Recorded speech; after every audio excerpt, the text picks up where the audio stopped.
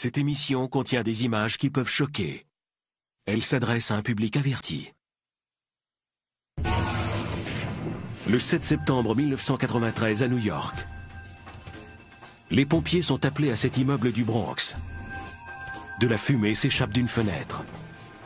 Ils enfoncent la porte et font une découverte horrifiante. Le premier lieutenant, qui en avait vu d'autres, a cherché la source de l'incendie et découvert un torse, encore fumant, dans la baignoire. Le corps brûlé est vidé de son sang. Sa tête et ses mains ont été coupées et sont introuvables. Ce carnage est l'œuvre des Latin Kings et dirigé contre un des leurs. Le Latin King apprend vite que son pire ennemi est un Latin King. Les Latin Kings de New York. En apparence, ils forment une famille. On est solidaires, je suis prêt à mourir pour mes frères. Mais sous ces paroles se cache un gang violent qui a transformé la ville en zone de guerre. C'était comme Sa Majesté des Mouches avec des armes automatiques. J'ai commencé à poignarder des gens pour m'amuser. Des cadavres démembrés, des corps brûlés. Le message était clair. Ne cherchez pas les ennuis avec nous. Ce gang fait régner la terreur parmi ses propres membres. Les Latin Kings, rien à voir avec la fraternité.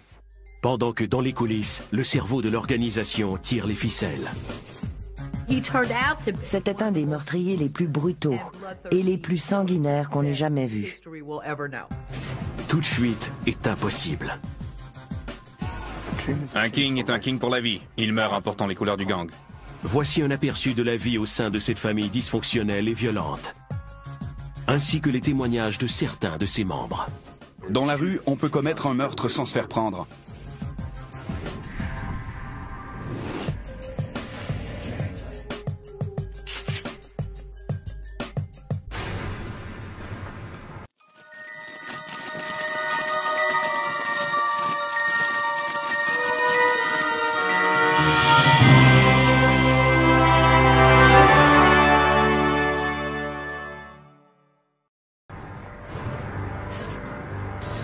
Les rues de New York sont depuis toujours un lieu de prédilection des gangs de rue les plus endurcis et les plus violents du monde. Le simple fait de ne pas porter la bonne couleur ou ne pas faire le bon signe peut entraîner une condamnation à mort. C'est ici que le chapitre new-yorkais des Latin Kings a prospéré pendant plus de 20 ans. Au départ, son but était de protéger les détenus dans les prisons les plus dures de New York. Le gang des Latin Kings est maintenant dans la rue et compte 5000 membres. Un nombre qui étonne même les policiers. Ça s'est répandu comme une traînée de poudre, et franchement, on n'y était pas préparé. Le gang se surnomme la Nation, et son cri de ralliement est « Amor de Rey ». Cette double promesse, l'amour d'une famille et la loyauté d'une armée, séduit un grand nombre de jeunes des quartiers pauvres de New York. Black and gold, King's love, black and gold, whose house, King's house. Ces membres actifs des Latin Kings ont accepté de nous parler de leur vie au sein d'un des plus violents gangs des États-Unis. Leur témoignage nous fait découvrir le vrai visage de la Nation. Si un salaud veut nous attaquer, il sait où nous trouver. Ne parlez pas dans notre dos, venez nous le dire en face. Amor de Rey. Ils ne se gênent pas pour ridiculiser les gangs rivaux, mais ils ont demandé à ce que leur visage soit couvert pour se protéger surtout contre leurs camarades. Comme dans la plupart des gangs, ils seront traqués et tués s'ils brisent la loi du silence. Malgré cette menace de mort, ils parlent de la Nation avec une ferveur religieuse. Je ne crois pas en Dieu. Dieu n'est rien pour moi. Je pense seulement aux Kings et à ma Nation. Dieu ne m'aide pas. Si j'ai besoin d'aide, je m'adresse à ma Nation. Elle est comme un Dieu pour moi. Cette loyauté coûte cher. Les membres du gang dansent avec la mort. J'ai connu des tas de choses merdiques. Des coups de feu, la violence des gangs. J'ai reçu une balle ici.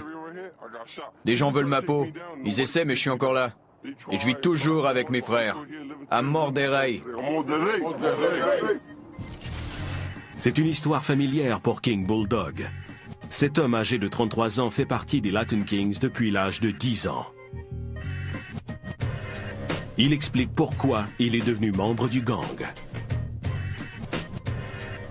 J'ai grandi sans père. Je les voyais dans la rue et ils étaient des modèles pour moi. Avec leurs signes, leur argent, les filles et tout ça. J'avais vraiment envie de faire partie de ce groupe. King Bulldog comprend que plus il sera violent, plus il aura de pouvoir dans la Nation. La violence devient une seconde nature. On s'y habitue. Le sang qui vous éclabousse ou qui se répand sur le plancher. Quand on fait partie d'un gang, c'est ce qu'on voit, du sang, rien que du sang. Le sang versé finit par être celui de sa propre famille. Au début des années 1990, les Latin Kings sont en guerre contre leurs rivaux, les Bloods, qui tentent d'obtenir un territoire qu'ils convoitent dans le Bronx. King Bulldog, alors dans un poste en vue, voit rouge chaque fois qu'il croise une personne portant la couleur rouge des Bloods. Je me faisais un devoir d'attaquer tous ceux qui portaient du rouge. Cette haine est réciproque. À l'automne 1994, King Bulldog marche dans la rue avec son fils de 2 ans dans les bras lorsqu'un véhicule s'approche. Les vitres se baissent et des membres des Bloods ouvrent le feu. Il survit, mais pas son fils. Mon fils a reçu 3 balles dans la tête. C'était mon premier enfant. Mais les membres du gang rival ne sont pas les seuls à vouloir la peau de King Bulldog. Un jour, alors qu'il circule en voiture dans le Bronx, il constate que 3 véhicules le suivent. Il s'arrête à un feu de circulation. Les voitures l'entourent. Il est soulagé de constater que leurs occupants portent les couleurs noires et or des Latin Kings, ses frères. Je suis sorti pour les saluer et plutôt que de me répondre, ils m'ont coupé avec un rasoir et m'ont poignardé en plein cœur. Ils voulaient que je meure. L'agression visait à le détrôner. King Bulldog occupe à l'époque le 3e poste le plus important de la Nation, et certains membres ambitieux voulaient s'en débarrasser. Ils trouvent qu'on a trop de pouvoir, qu'on en sait trop. Ils se disent, on ferait mieux de s'en débarrasser et de prendre sa place. C'est ainsi que ça se passe. King Bulldog apprend une leçon importante. Ne faire confiance à aucun membre du gang, même sa soi-disant famille. On dit souvent que notre frère est notre pire ennemi. Pourquoi? Parce qu'il est le plus proche de nous. Ce massacre entre frères va à l'encontre des valeurs des Latin Kings. Mais le fratricide a toujours été présent dans le gang. En 1993, il atteint un niveau sans précédent et provoque une série de crimes violents qui déconcertent les autorités et mettent en péril la Nation des Latin Kings de New York. Tout commence par un des meurtres les plus célèbres de l'histoire du gang, l'assassinat de William Cartagena, alias King Little Man. En septembre 1993, son corps mutilé est découvert par les pompiers dans un immeuble locatif du Bronx. Le sergent Lou Savelli patrouillait les rues dans ce secteur pour la brigade anti-gang du service de police de New York. William Cartagena a été tué dans cet immeuble. Il a été placé dans une baignoire. Ses mains, ses pieds et sa tête avaient été coupés. Son tatouage de Latin King avait été enlevé au couteau par les membres de son gang. Les assassins mettent le feu au cadavre avant de quitter les lieux. 4 jours plus tard, les Latin Kings préparent un autre meurtre, cette fois à Brooklyn. La victime sera Margie Calderon, membre de l'organisation sœur des Kings, le gang des Latin Queens. Les assassins avaient prévu abattre Margie chez elle, mais faute de pouvoir entrer dans son appartement, ils font brûler l'immeuble alors que ses voisins se trouvent à l'intérieur. Richard Zabel représentait le procureur des États-Unis dans cette affaire. Ils sont allés jusqu'à la porte de son appartement.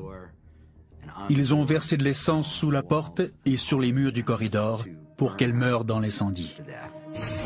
Queen Margie s'en tire indemne, mais 2 de ses voisins sont défigurés par les flammes.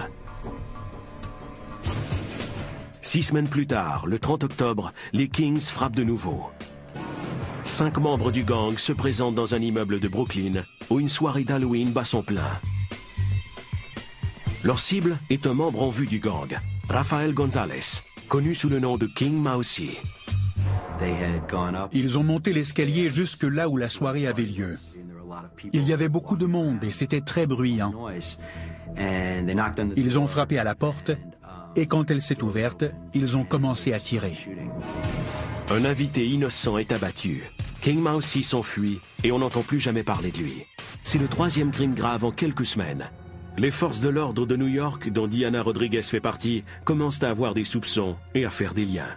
Tous les individus qui commettaient ces crimes étaient vêtus de la même façon, avec des vêtements noirs et or. Les suspects portaient les couleurs des Latin Kings. Les policiers comprennent qu'un seul individu pourrait être à l'origine de tous ces meurtres. Le chef de la Nation des Latin Kings de New York, un certain King Blood.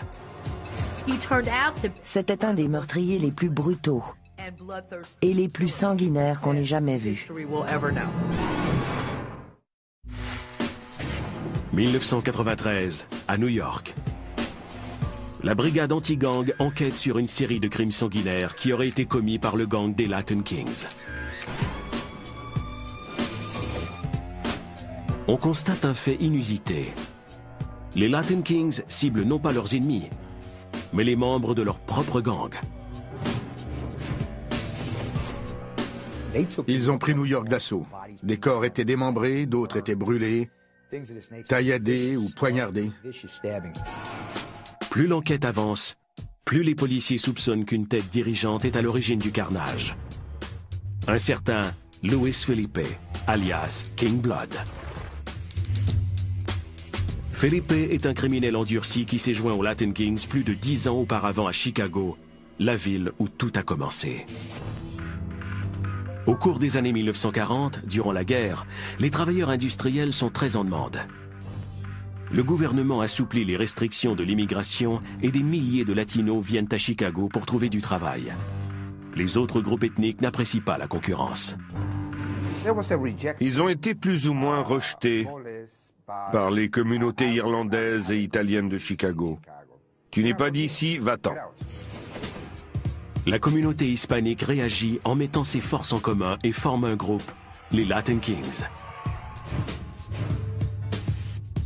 Chaque membre choisit son nom en mettant le mot King devant. Ils se sentent ainsi valorisés et cela les aide à oublier le racisme dont ils sont victimes. Ils avaient en plus un titre de royauté. Je suis un roi dans un endroit où on me dit que je ne suis personne parce que je suis latino. C'était une façon de se défendre. Les Latin Kings rédigent un manifeste qui est respecté autant que la Bible. On y explique en détail comment les membres doivent se comporter. Ils doivent respecter leurs frères, faire preuve de loyauté envers la Nation et s'efforcer de découvrir la sagesse dans le manifeste. Ces enseignements sont désignés sous le nom de kingisme. Pendant des décennies, les Latin Kings sont une force constructive dans la communauté hispanique, composée en majeure partie de citoyens travailleurs et honnêtes. Mais vers les années 1980, certains Latin Kings commencent à utiliser le groupe comme façade pour faire le commerce de la drogue et des armes. Ces membres se retrouvent rapidement en prison, où ils recrutent d'autres individus. C'est comme une porte tournante. Il y en a qui entrent et d'autres qui sortent. Pour chaque Latin King qui entre en prison, il y en a 7 qui sortent. En peu de temps, les Latin Kings deviennent une organisation criminelle. À cette époque, un criminel cubain appelé Luis Felipe arrive à Chicago. Comme les Latin Kings l'apprendront bientôt, il est leur type d'homme.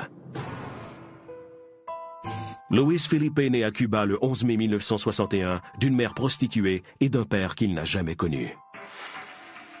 Dans les quartiers pauvres de la Havane, Felipe devient un criminel. À l'adolescence, il est arrêté pour tentative de meurtre et condamné à 10 ans d'emprisonnement. Pendant que Felipe croupit en prison, Cuba vit une rébellion. L'économie est sans dessus-dessous et plusieurs Cubains n'apprécient pas leur président Fidel Castro.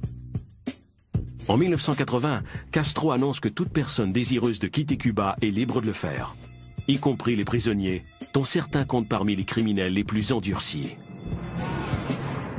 Plus de 100 000 personnes quittent Cuba pour les États-Unis. C'est l'exode de Mariel.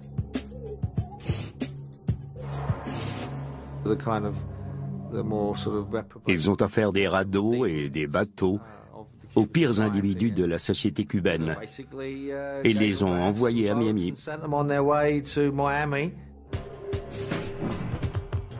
Luis Felipe fait partie de ce groupe. De Miami, il se rend à Chicago où il reprend ses activités criminelles. Il était toxicomane. Il vivait dans la rue à Chicago. Il était héroïnomane et il avait toujours une arme sur lui, car il volait les gens pour satisfaire sa dépendance. Peu après son arrivée, Felipe rencontre des Latin Kings qui sont très impliqués dans le trafic de stupéfiants à Chicago.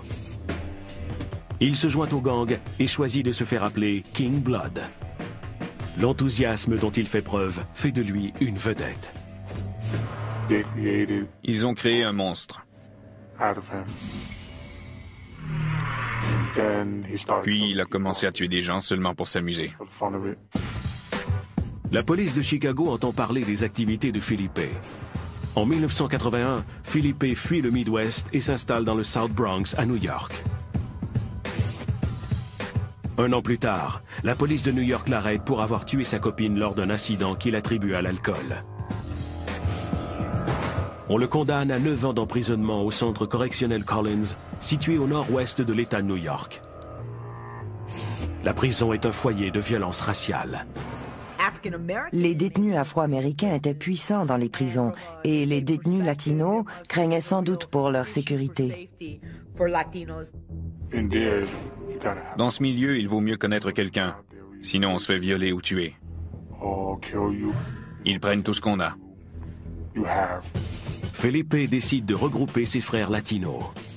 Le 20 janvier 1986, il fonde le chapitre new-yorkais des Latin Kings.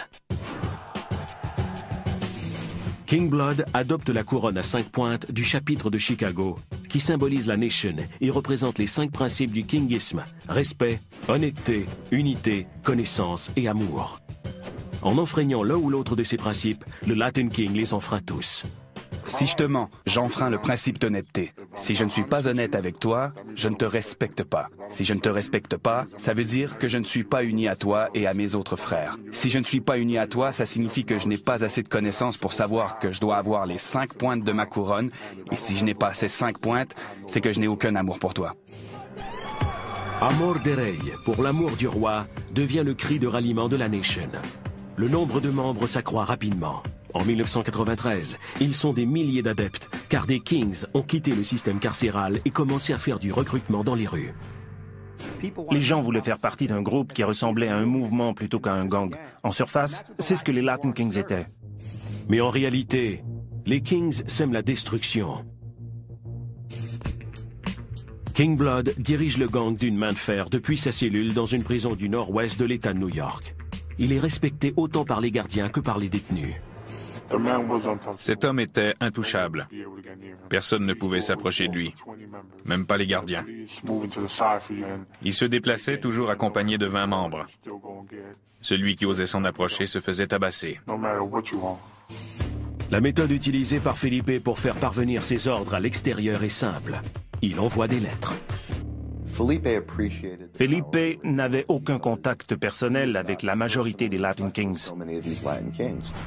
Il avait besoin d'une méthode pour communiquer ses ordres et imposer le respect et les règles. Et il a fini par faire tout cela par écrit. Quand Felipe veut se débarrasser de quelqu'un, il transmet ses ordres par écrit. Le problème, c'est qu'avec le temps, Felipe trouve de plus en plus de raisons de tuer des gens. Mais sa façon de communiquer reviendra le hanter. Quand on est au sommet et qu'on a autant de pouvoir, on ne pense pas aux conséquences. En 1986, depuis sa cellule de prison, Luis Felipe fonde le chapitre de New York des Latin Kings. 20 ans plus tard, ce petit gang de prison est devenu une armée de rue comptant plus de 5000 membres. Notre parrain King Blood nous a appris tout ce qu'on sait. Nos prières, nos leçons, tout. Il nous a montré le vrai sens du kingisme.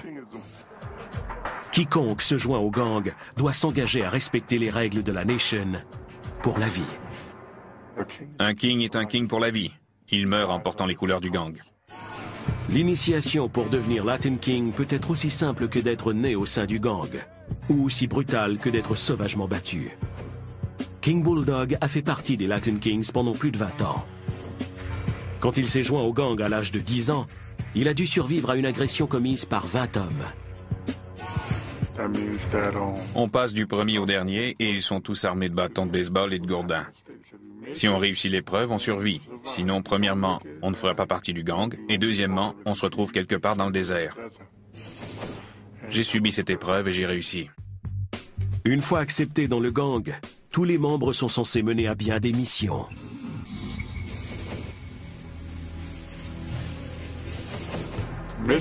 Les missions peuvent être différentes. Poignarder quelqu'un, transporter de la drogue, ou se rendre à un endroit et faire ce qui est demandé. Il faut obéir si on veut devenir quelqu'un. Les Latin Queens, considérés sur le même pied que les membres de la Nation, se voient souvent confier des missions telles que le trafic de drogue et d'armes, où elles se prostituent pour apporter de l'argent au gang. Cet extrait de l'interrogatoire d'un Latin King décrit une mission. We have a queen who lives in Brooklyn who goes out once a month to Allentown, Pennsylvania to transport guns and drugs. The way she transported it is through a book bag with a teddy bear. The teddy bear is shaped as a book bag and is put in the bear's head. Mais la mission la plus importante d'une queen est d'assurer l'avenir de la Latin King Nation. On apprend aux Latin Kings qu'ils ne meurent pas, qu'ils se multiplient. Quand une Latin Queen donne naissance à un enfant, c'est un futur King ou une future Queen pour la Nation. Le but de Luis Felipe est d'avoir une nation forte. Connu sous le nom de King Blood, Felipe est l'autorité suprême de la Nation, ou Inca, comme le nom d'un empire de l'Amérique précolombienne. Il a sous ses ordres différentes tribus représentant les 5 arrondissements de New York. Chaque tribu a une structure de commandement de 5 hommes comportant la première couronne ou président, la deuxième couronne ou vice-président, la troisième couronne ou seigneur de guerre, la quatrième couronne ou conseiller et la cinquième couronne ou trésorier.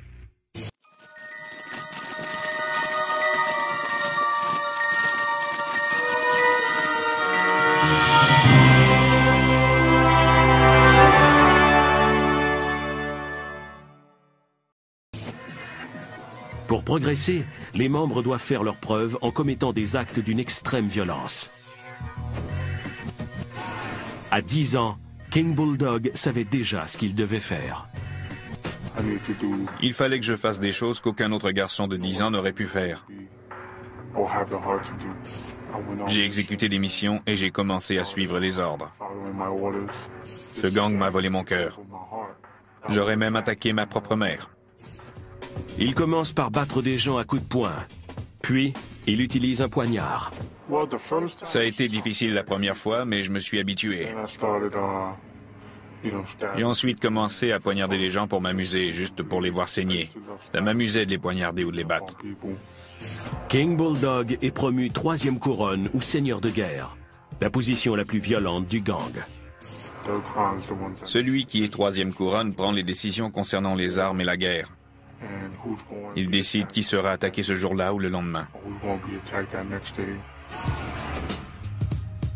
Brandon Corey, qui est entré dans le gang à l'âge de 18 ans, a aussi obtenu le statut de 3e couronne. On a l'impression de planer. On n'a qu'à claquer des doigts et une demi-heure plus tard, 500 personnes attendent au coin de la rue pour recevoir leurs ordres. Une fois par mois, tous les Latin Kings de l'État de New York se retrouvent pour l'universel.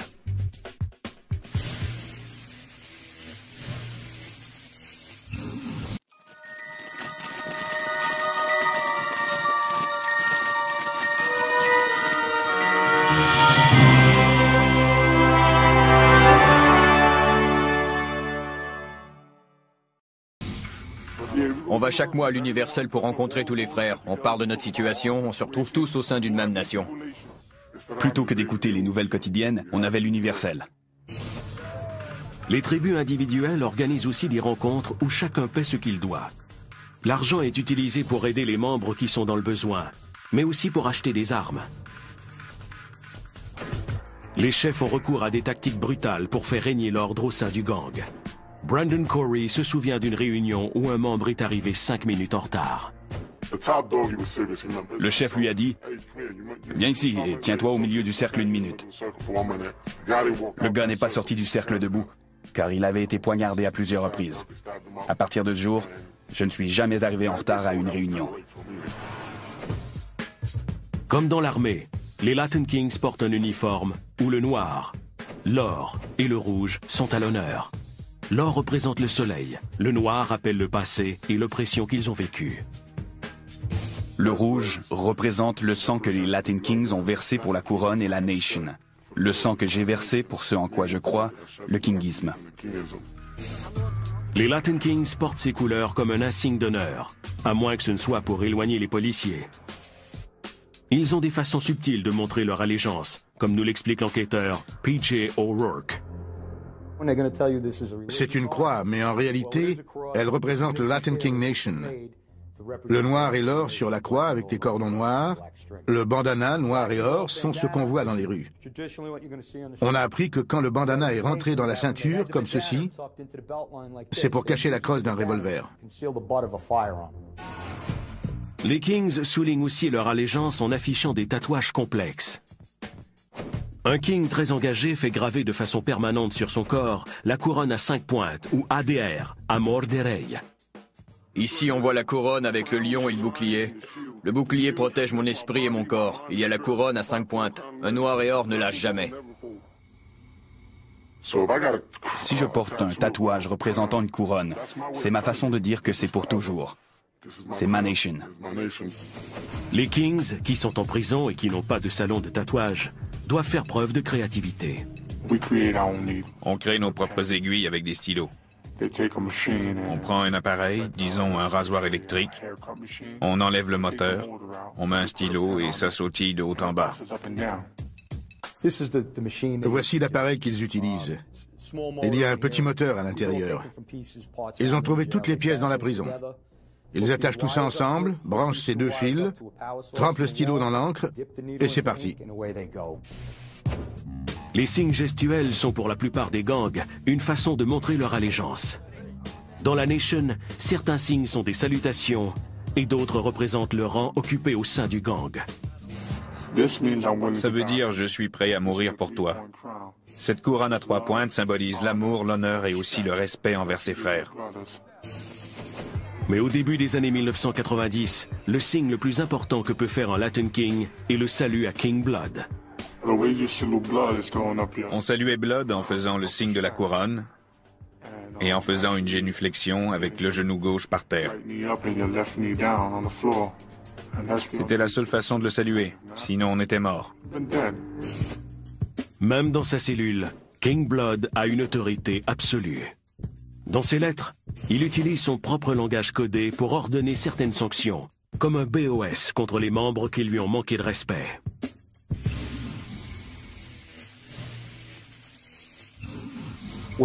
Quand un membre était ciblé pour un BOS, tout membre de la tribu qui le rencontrait était censé lui flanquer une raclée. Elle pouvait être légère ou brutale. Certains en sont morts.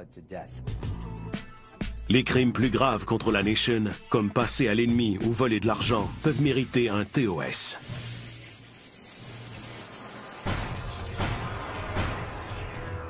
Celui qui était soupçonné d'être un informateur ou d'avoir tenté de former son propre set ou trahi Luis Felipe en subissait les conséquences.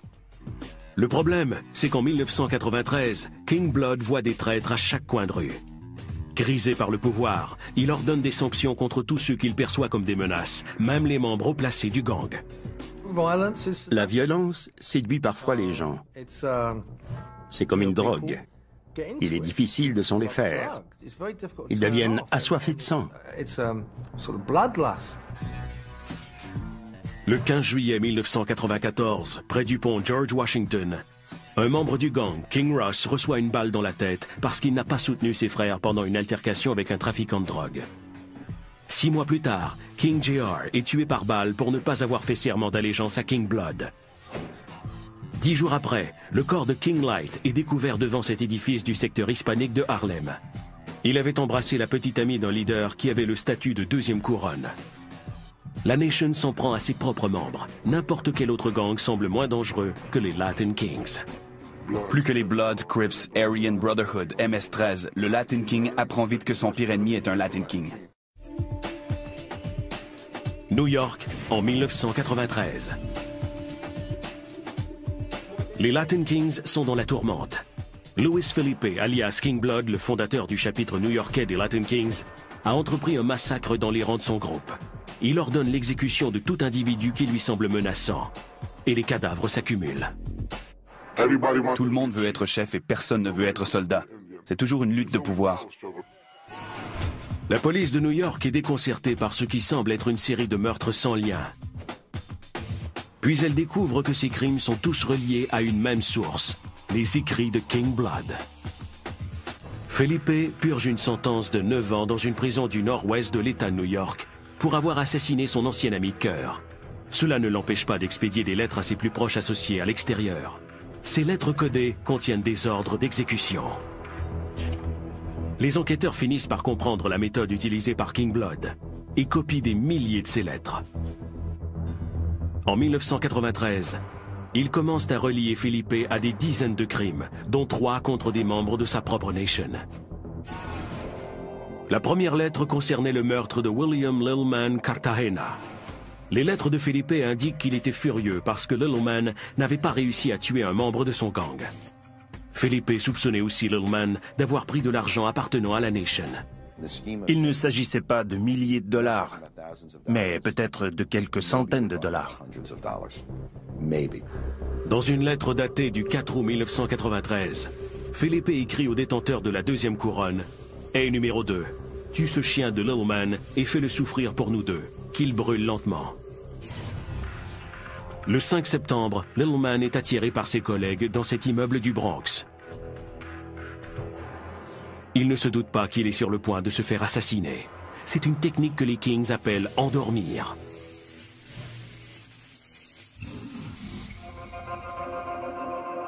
Une fois dans l'appartement, les Kings attachent Little Man à une chaise et ne lui laissent que ses sous-vêtements. Les procureurs fédéraux Richard Zibble et Stephen Cohen ont été chargés de cette affaire.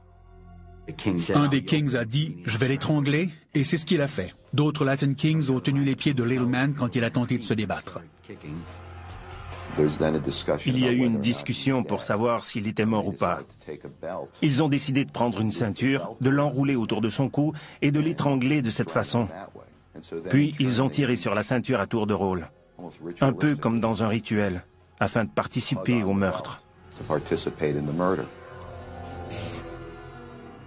Les Kings détachent le corps inanimé et le transportent dans la salle de bain, où le carnage se poursuit. Ils l'ont accroché par les pieds à la pomme de douche, lui ont tranché la gorge et laissé le sang s'écouler du corps. Les Kings veulent pouvoir fournir des preuves du meurtre à leurs supérieurs. Ils décident d'utiliser un couteau électrique pour couper la tête et les mains de Little Man. Ils enlèvent aussi le tatouage de son bras droit. Little Man est mort. Mais King Blood a maintenant un autre problème. Il craint que la petite amie de Little Man, Margie Calderon, en sache trop sur le fonctionnement interne du gang. Dans une lettre du 8 août, King Blood écrit « J'espère que lorsque cette lettre arrivera à destination, notre problème mutuel avec Little Man et Margie sera du passé. Rappelle-toi que les choses doivent être faites correctement et que rien ne doit être laissé au hasard. » Un groupe d'assassins tente d'entrer par effraction où habite Margie afin de l'abattre. Comme ils n'y parviennent pas, ils décident de faire brûler l'édifice en entier. Margie Calderon, qui était à l'intérieur à ce moment-là, n'a pas été tuée. Mais le feu s'est propagé à un autre appartement et des personnes innocentes ont été blessées. King Blood se fiche éperdument des innocents et le bain de sang se poursuit. King Mousy est un membre en vue de la même tribu de Brooklyn que Margie Calderon. Il commence à avoir des disciples. Les lettres de Felipe révèlent que Mousy était dans sa mire pour avoir ajouté des éléments de son cru au manifeste des Latin Kings. C'était de la jalousie, car il formait son propre petit groupe à l'intérieur du gang. King Blood disait « Pour qui se prend-il » Arrêtons ça tout de suite. C'est la première et dernière fois que tu fais ce genre de choses. Le 29 septembre 1993, King Blood écrit à la deuxième couronne « S'il te plaît, finis-en avec ce salaud. Tant que ce vaurien de Mousy sera vivant, on aura des problèmes. » Un mois plus tard, un groupe de tueurs du gang apprend que Mousy assistera à une soirée d'Halloween à Brooklyn. Ils ouvrent le feu sur les invités et tuent un innocent. Les Kings prennent la fuite et en sortant, ils croisent Mousy. Un des Latin Kings a vu monter Mousy dans l'escalier. Il est allé vers lui et l'a interpellé. Mousy a tourné la tête et il a tiré sur lui dans l'escalier. King Mousy est blessé, mais il réussit à s'enfuir. Dans sa cellule, King Blood continue à donner ses ordres impitoyables. Et les exécutions se poursuivent. Il ne soupçonne pas que la police a commencé à compiler sa correspondance, soit plus de 20 000 pages. En 1994, le gouvernement est en mesure d'établir les grandes lignes des crimes commis par King Blood. On était tous choqués par le niveau de violence. Quand on voit ce genre de choses, on se dit qu'il faut arrêter ces gens. En 1994, les procureurs fédéraux préparent une action en justice contre le fondateur du chapitre new-yorkais des Latin Kings, Louis Philippe, également connu sous le nom de King Blood. Ils ont amassé plus de 20 000 pages de lettres adressées à ses associés. Plusieurs de ces lettres ordonnent des exécutions. Il reste au procureur à faire le lien entre les événements. Ces lettres révélaient les ordres que donnait King Blood à la Latin King Nation. Il disait « Je veux un TOS sur tel individu ». On avait entendu dire que cette personne avait été tuée et on suivait le fil des événements pour découvrir ce qui s'était passé. Placés devant une accumulation de preuves accablantes, plusieurs associés de Philippe prennent peur et décident de témoigner contre leur chef en échange de peines d'emprisonnement réduites. Quand on a réussi à regrouper les gens qui comprenaient ce qui se passait dans la rue et les gens qui connaissaient les lettres, on s'est retrouvé avec une cause fédérale très bien documentée. Le 29 octobre 1996 marque le début du procès de King Blood. Louis Philippe est accusé de 11 meurtres, dont la macabre mutilation de William Littleman Cartagena.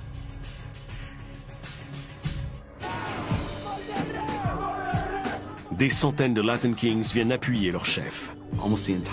La salle d'audience ressemblait à une mer noire et or, les couleurs des Latin Kings. Le procès dure un mois et Philippe est reconnu coupable sous tous les chefs d'accusation. Le juge le condamne à l'emprisonnement à perpétuité sans possibilité de libération conditionnelle. Les 45 premières années seront purgées en isolement cellulaire. Aucun contact avec le monde extérieur ne sera autorisé. Pour la première fois, les Latin Kings de New York se retrouvent sans leur chef. Par cette sentence, le juge a réduit au silence la voix des Latin Kings. C'était la chose à faire. Il ne pourra plus ordonner un autre meurtre. Il ne pourra pas blesser une autre personne dans la rue. Et ils ne pourront pas venir lui parler. Peu de temps après, les Latin Kings se choisissent un nouvel Inca, ou leader, un homme charismatique de 29 ans nommé Antonio Fernandez. Fernandez est connu sous le nom de King Tone. Ce nom lui a été donné par nul autre que King Blood. Louis Philippe a dit « Tu vas donner le ton comme en musique. Tu donneras le ton juste à cette organisation latino et tu ne répéteras pas les erreurs que j'ai commises. Tu amèneras l'organisation à un autre niveau. » C'est exactement ce que fait King Tone. Il commence à dénoncer la violence des Latin Kings et incite les membres du gang à se donner une nouvelle image. I pray that this nation learns from its mistakes. We pray that whatever sentence is handed down to Poet, that you protect him and his wife and his children. Les mauvais traitements et les exécutions à vue, il a changé tout ça, parce qu'il croyait qu'aucun frère ne devait être maltraité ou blessé. Il a adopté un autre langage et commencé à agir différemment. Il parlait de ce que devaient faire les Latin Kings. se prendre en main et construire une nouvelle communauté, ce genre de choses. Il a commencé à développer une nouvelle lignée de Latin Kings et de Latin Queens. Kingtone adore être sous le feu des projecteurs. Il utilise les médias pour changer la perception que le public a de la Nation. And I'll promise to help you keep yours alive, and then we'll save the community. I'm on the way. Son message se propage parmi les Latin Kings de New York. Mais la police se méfie. Même si le nombre de meurtres diminue chez les Kings, le gang poursuit ses activités illégales. Selon plusieurs informateurs recrutés au sein des Latin Kings, ce n'était que de la poudre aux yeux. Ça n'avait rien à voir avec la fraternité. Ils voulaient tuer, voler et amasser de l'argent en vendant des stupéfiants. C'était seulement de la propagande pour attirer de nouveaux membres. La police et le FBI entreprennent une enquête secrète de 19 mois. Ils ne tardent pas à découvrir des preuves reliant des membres du gang à des tueurs à gages, au trafic d'armes à feu et de stupéfiants, ainsi qu'à d'autres crimes. Les Latin Kings n'ont pas changé leur façon de faire. Le 14 mai 1998, les autorités se lancent encore une fois à la poursuite du gang. La police arrête plus de 90 Latin Kings, dont cet homme qui s'est senti trahi par Kingtone. Do you feel he has betrayed a lot of brothers? I feel he betrayed a lot of brothers. I feel he took advantage of a lot of brothers. He manipulated a lot of brothers. A lot of brothers are in jail because of him. I'm not going to sit here and say. Il disait qu'il ne voulait pas que les membres vendent la drogue, qu'ils aient des armes ou qu'ils se battent. Et 2 ou 3 mois plus tard, il est inculpé de trafic de drogue. C'est un hypocrite et un menteur. Kingtone est accusé d'avoir comploté en vue de faire le trafic d'héroïne et de cocaïne. Il plaide coupable et il est condamné à 12 ans d'emprisonnement. Il a plaidé coupable parce qu'il savait qu'il était coincé. Il pourrait passer à l'histoire comme un des plus grands arnaqueurs de notre génération. Aujourd'hui, les Latin Kings ne sont pas encore remis de l'arrestation de Kingtone. Ils sont désorganisés et sans chef. Encore une fois, ils se battent entre eux. Il y a encore des querelles internes. Ils se battent pour obtenir le pouvoir. Ils se battent pour savoir quelle tribu portera le nouvel Inca. Il y a de nombreux affrontements. Malgré tout, le recrutement est en hausse, surtout chez les Pee Wee Kings.